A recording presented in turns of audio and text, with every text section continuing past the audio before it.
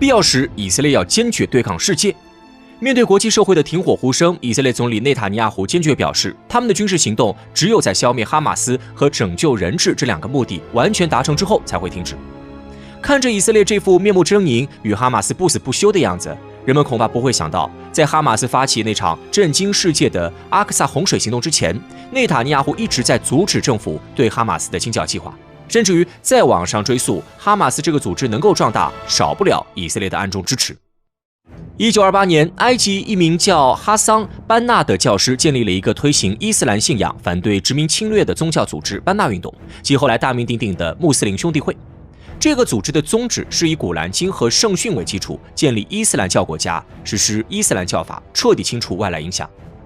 虽然宗旨偏向激进，但是早期的穆斯林兄弟会本身却并不是一个政治军事组织。相反，该组织热衷于成立各种教育和医疗机构，用这种博爱结识的方式推行伊斯兰教义。这样一个组织自然备受广大民众的喜爱和欢迎。穆兄会迅速发展壮大，影响力不断扩张。在这种情况下，1965年，一名从巴勒斯坦来埃及留学深造的青年谢赫·艾哈迈德·亚辛也加入了这个组织当中。在返回了加沙之后，亚辛学习穆兄会的做法，在加沙一边搞慈善活动，一边宣传伊斯兰信仰，很快获得了巨大的威望，被加沙民众尊为谢赫。当时加沙在以色列的控制之下，但是巴勒斯坦人从未停止过反抗，巴勒斯坦解放组织领导的武装斗争给以色列造成了许多麻烦。为了避免法塔赫进一步发展壮大，以色列宣布允许不参与政治的伊斯兰教团体存在，希望通过这些组织来拆分法塔赫在巴勒斯坦的影响力。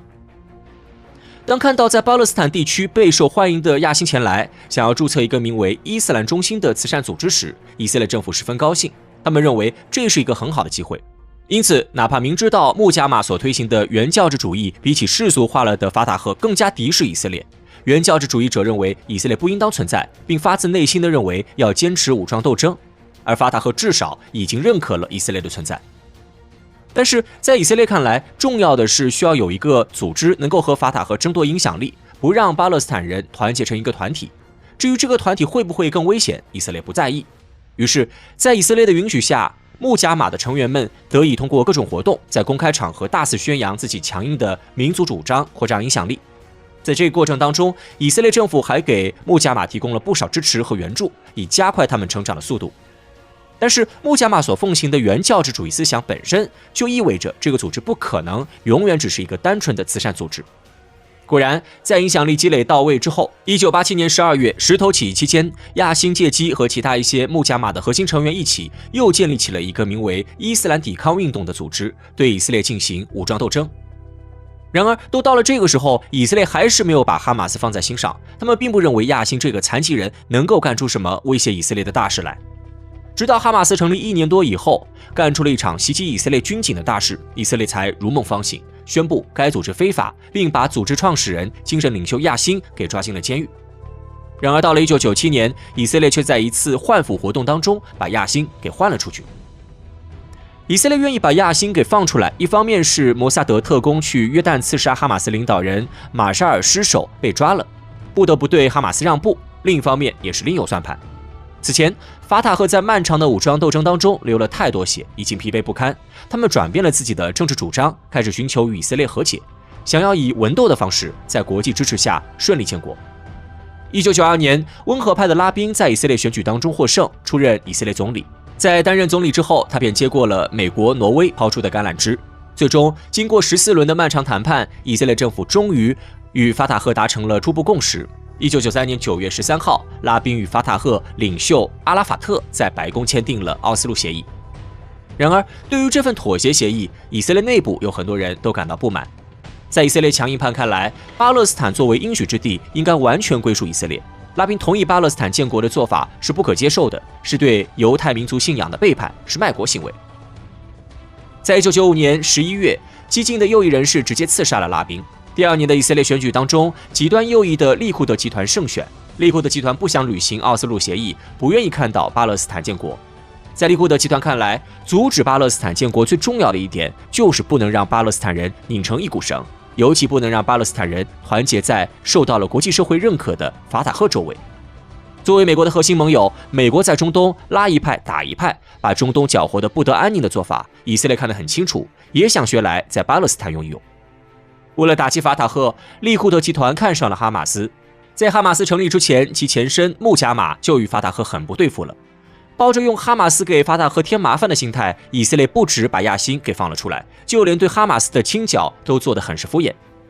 2006年，哈马斯甚至压过法塔赫，赢得了当年的巴勒斯坦大选。之后，哈马斯和法塔赫之间果然爆发了激烈的冲突。法塔赫出身的总统先是推迟了总统大选时间，来保留自己的权利。随后，在哈马斯的政府阻隔之后，还试图解雇政府。哈马斯自然不愿意，与法塔赫发生了激烈的冲突。最终，哈马斯将法塔赫逐出了加沙，而法塔赫则继续掌握着约旦河西岸地带的控制权。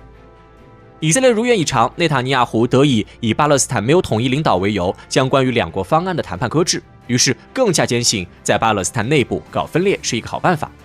因此，即使哈马斯作为激进派不断向以色列发起袭击，以色列对哈马斯依然是口头上不共戴天，誓要剿灭，实际上不说暗中相助，至少是放任了哈马斯对加沙的统治。甚至还有媒体报道称，内塔尼亚胡曾经多次阻止了以色列实施清剿哈马斯的计划。在2023年10月7号的阿克萨洪水行动之前，即使以色列内部有人对于内塔尼亚胡政府放任哈马斯得到外界援助而不满，但总归没人怀疑哈马斯能给实质的伤害。在以色列人眼里，他们是中东第一军事强国，有来自美西方国家的先进武器，全民皆兵且军事素质优秀，曾经多次以一己之力对抗整个阿拉伯联盟。而哈马斯不过是一支拖鞋军，就靠偷渡来的那点武器过日子。虽然有伊朗帮他们培训了一些军事人员，但是连伊朗都曾经是他们的手下败将，这样的哈马斯完全不足为虑。然而，哈马斯用一场阿克萨洪水军事行动告诉以色列，他们完全想错了。在这次突袭当中，以色列遭受了第4次中东战争以来最大的伤亡，还有200多人被哈马斯掠为人质，其中疑似包括一名以色列高级军官。